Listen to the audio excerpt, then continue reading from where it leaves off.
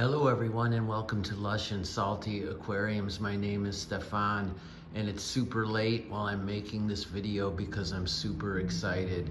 I had this 137 gallon tank plumbed over the weekend and I ran it to test for leaks with just water only, and then satisfied that we were good on that score, I did my hardscape, at least well, it's not gonna change a whole lot because it's in there. And I'm too excited to go to sleep, I gotta tell you. So I've been doing everything I can in advance of the plants coming, just for the sheer joy of doing it. Well, let's start at the bottom. I've got myself a sump here. It's awesome, and it's from Acrylic Habitat. There's their logo. And then Tank It Easy, a firm here in Chicago, came and installed the sump for me. And I already did the tutorial online just through my intensive amounts of OCD research. But the guy gave me a tutorial anyway, and I'm all set to go. I already built myself a couple of these little raised racks using PVC and egg crate. That way it keeps water flow beneath the media, and so I've made it just absolutely sweet and legit looking. The guy said it doesn't matter what it looks like. Well, if you're gonna do this, I mean, why go half-assed down here? So I got myself a 5-pound CO2 container, and I have the UNS regulator. It's the double style, and that it has 2 manifolds, and so I'm gonna run a split and have CO2 out of these large diffusers from Yardley, and that's with a Y. And so on either side, and then split down below, and hopefully be able to pump some CO2 in here. As much for algae prevention as anything else. That's my biggest fear with this ginormous tank, is I'll be like dealing with algae, and it's hard even with a step stool to get in there. But I did all this so I can do anything. I am the Lizard King. Forgive me, it's late. I've got sunset gold sand running along the perimeter of the tank, and then on the inside below I have some UNS aqua soil and some leftover Denarle and Amazonia, all 3 great brands. Maybe you shouldn't mix them, but I did. It was awesome to be able to use all my surplus. That's below the surface of pretty much from that section where the gravel starts, and it gets thicker and more robust. And then in the center to elevate, I used black lava rock, which I put into 3 small sacks to help create height as well as filtration below the surface. And I got that at a garden supply center, and I washed that off. But I'm gonna tell you something, I didn't wash a goddamn thing before putting any of this in. My plan is, and I consulted with a lot of people, to wash this much sand and gravel in buckets in an apartment. It just wasn't gonna happen.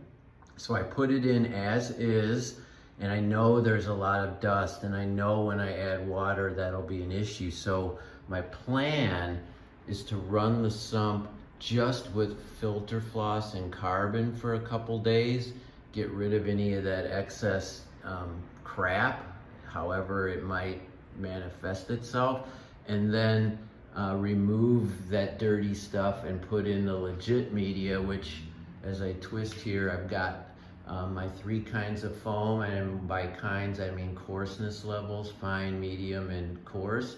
More egg crates for separation, some floss, and then I've got media here for the biomedia. I've got some rings that I've collected over the years, and then the most important is matrix and biohome. That's the good stuff, and I've got sacks of that. And then that if you beg your pardon, my pardon, will go in the second chamber here. This will have all the sponges and floss.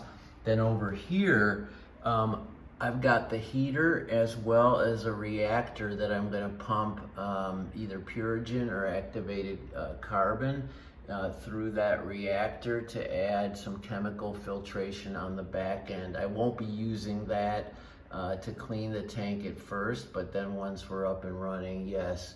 And I also have a nanolight here because my hope was to cultivate some plants in here as a refugium, as well as just kind of a neat experimental place to add to my collection and deal with cuttings and other things. But a refugium, it'll be a little sloppy, there's no way around it. I'll probably put a straight up sponge in that narrow fitting there, and then there's the Sichet pump that'll bring it all back into the tank through these two drilled openings there. And obviously I have an overflow, which is similar to when I had a marine tank. As a matter of fact, that's a very similar configuration to when I was doing saltwater in this particular setup.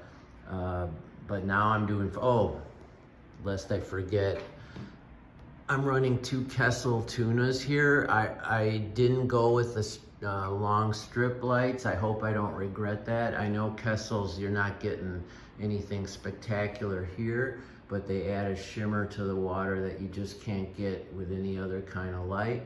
And so I'm excited for that. My plan is to put mostly easy plants in here. A lot of epiphytes and hygrophila stems and pintifettata, my favorite, and then Anubias. Really common, easy, some fast growing, some slow like Anubias.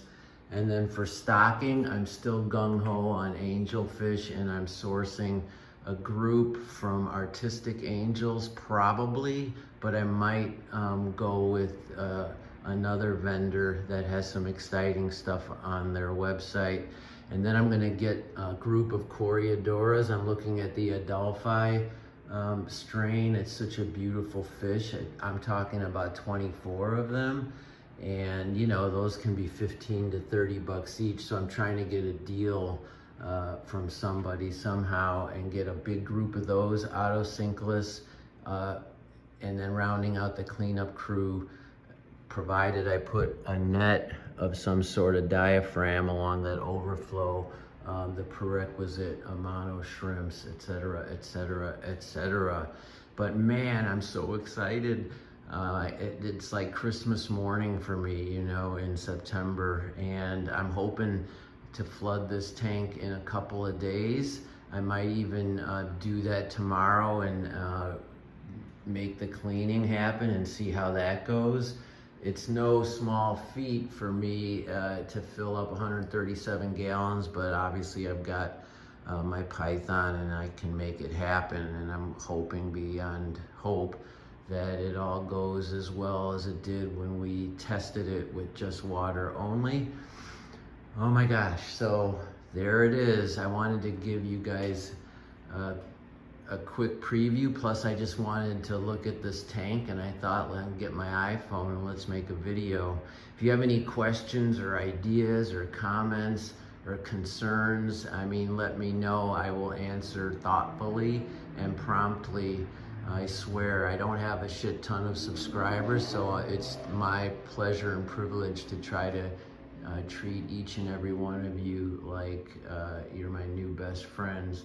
And in this hobby, kind of anybody who interacts with one, we are all kin in that regard. All right, I'm babbling, but I'm excited, and I hope you can feel that. As always, and as I hope to be soon, keep your hands in the tank. Ciao for now.